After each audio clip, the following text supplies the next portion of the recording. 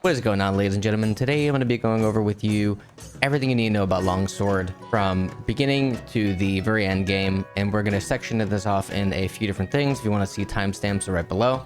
And without further ado, let's get into it here. So the first thing that you want to do is we are just going to go to the smithy. We're just going to take a look at stats on weapons super quickly. So you're going to go to Longsword here, and you are going to notice right here there's going to be attack, affinity, and element. Attack, obviously, it's attack. Pretty simple. Affinity is going to be your crit chance, so a chance to critically hit, and then element is whatever element that applies. So for example, this here applies poison. Now you do need a certain amount of threshold on the boss, so after you hit it repeatedly over and over and over, it will apply the poison or the whatever element it is. So just keep that in mind. Also, over time, the monster itself will develop a sort of resistance to it. So it's not like you can perpetually have an element on it at all times, even with it being fully maxed out and everything like that. Then to get into armor super quickly. So obviously you're going to start out with your Hope armor. You don't really need to worry about anything. You can pretty much just use Hope armor until you get to Hirabami. At that point, you can probably just get a couple of these pieces together. It shouldn't be too hard, honestly, but it's nice for the evade window itself. Then afterwards, you can just go ahead and get a jerkin. You don't really need to worry about too much of any of this. And then when you can, when you're at the point, you're going to get this armor right here. Just get all 5 pieces. It is pretty good, especially with the burst in it. And then you're going to have Arcveld. Now, I wouldn't necessarily farm this because at this point, you're going to be pretty much in high rank. So you're fine with just getting this. You don't really have to upgrade any of it either. Then you are going to get into high rank. And that armor is pretty much going to get you through until you can just mix and match some things here from the Chupacabra as well as the Quatramise B. Now, super simply, the difference between A and B is that if you look, this here has 2 slots right there, and this one has a bigger slot, and it has less equipment skill. So this doesn't have fire resistance, but it has a flinch free. This has latent power and flinch free, and 1 slot. This has latent power, however, it has a second slot. And that'll last you until you get over to Balahara. Now, if you're having an issue with survivability, you can get the Balahara armor just for the evade window. And then you can obviously get the Hirabami for the evade window here as well. However, what you really want to get to is blow through kind of all of these. If you are having issues at this point, you can get the full Jarkin A or B set. Doesn't really matter. And then obviously you want to get the Ebony B set. You are going to want to try to go for 5 of 5 on burst. So you're going to want to do the B set for the helmet. You are going to want to do a B set for the chest. You're actually going to want to do A set for the gloves, and then B set and B set. This will give you the 4 set as well as 5 of 5 of burst. This will last you until you get to the Guardian Rathalos set, at which point you'll go 3.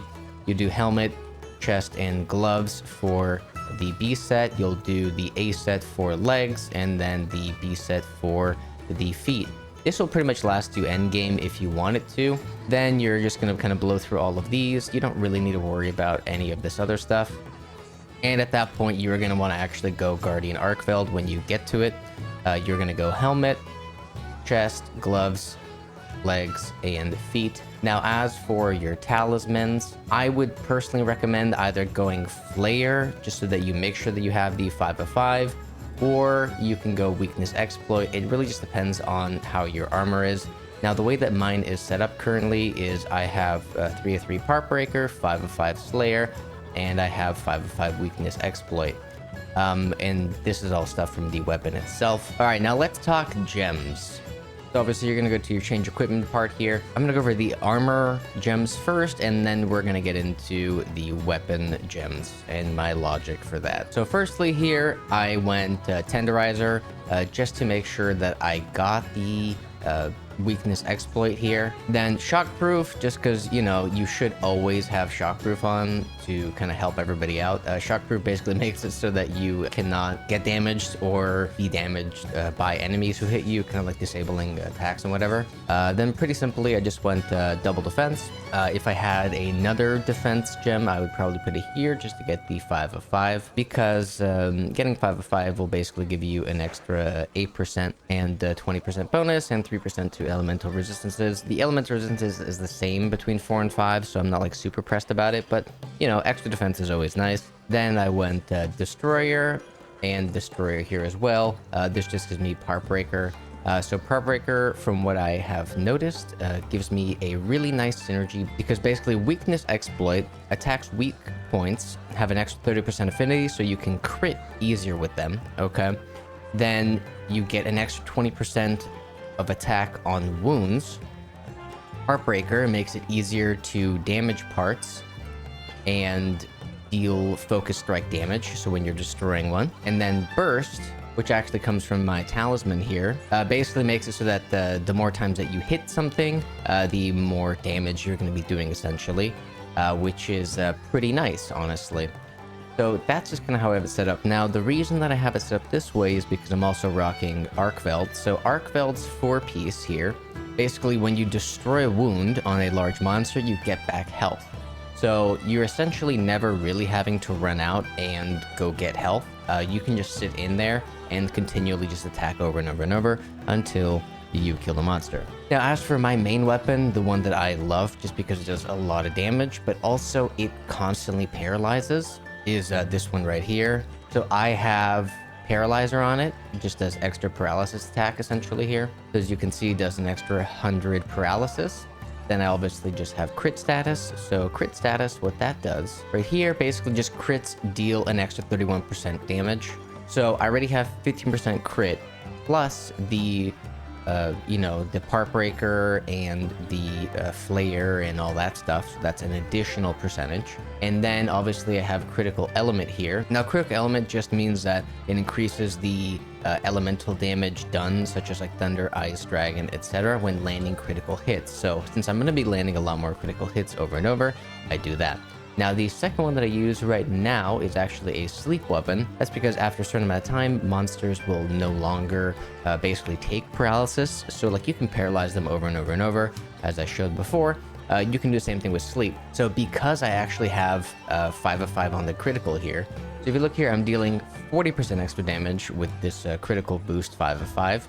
Plus I have an extra 100 here on the sleep element. So I will essentially be doing an extra 20% on build up plus an extra 50, so it really helps just constantly make them sleep. So, and then you get the sleep attack damage when they do wake up.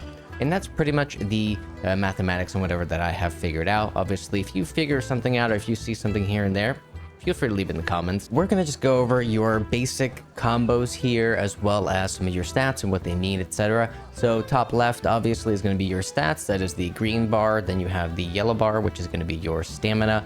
Then you're going to have that white thing there, which is a sword, which shows your sharpness. Then you are going to see an empty sword. Now, for the empty sword, there's actually going to be 4 different stages of it. As you can see now, it's not filled in at all. Now, as we do either our light attacks or our rising attacks, it will fill up. Then we are going to use our spirit blade or our heavy attack to actually fill it up. So now after you do that little roundhouse thing there, you're going to see now it's shining white. So we're going to keep hitting it, and now the bar is full again, and we're just going to go ahead and use our heavy attack again, and now you see it's yellow. And if we keep attacking, we can get it full again. We do it one more time here. It is now red. Now there is an additional point here which is called focus mode. If I press this in, you can see the little crosshair here, and I can see when there is a wound. Now this is very, very important for this next part. So let's see, there's 2 wounds available here, open up. So I'm going to use my forward spirit thrust. So now you see when I use that, however, my red bar went away. So let's go ahead and use it one more time here. And you can actually follow it up with this. Now, what you're going to want to do to fill this up very fast is you can just hit the wounds with your special attack, and for each wound you will actually get 1 full bar filled up. So let's go ahead and use it again here.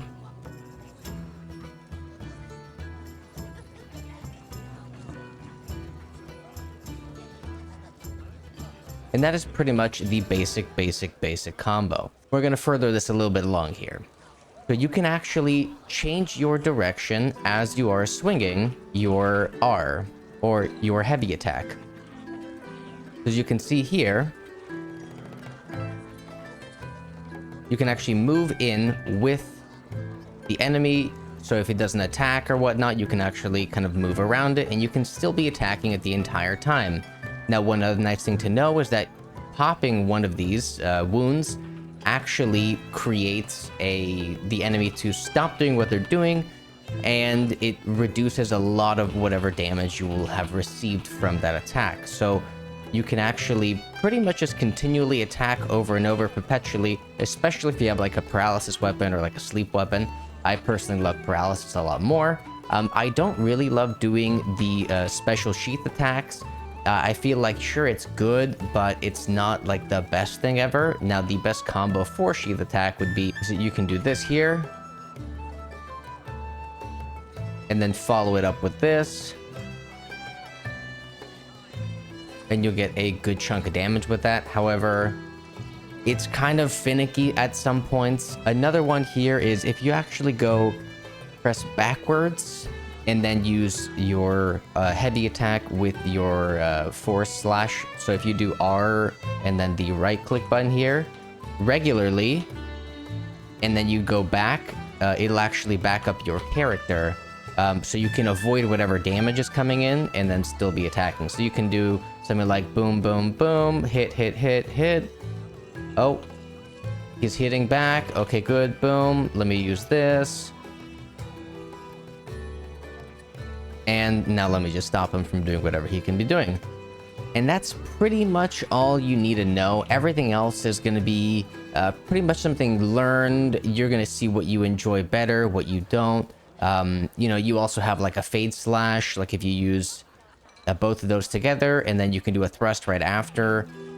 It really just depends on how you want to do things. However, I would stay away from pretty much doing any special sheathing for right now, unless you understand the game and really get a good feel for it. However, the basics of what you should know is just use your kind of spirit breaker, then go ahead and break wounds to repop your bar to get it heavier filled up, and that's pretty much it. I hope this helped. Thanks so much for tuning in. Peace out for now.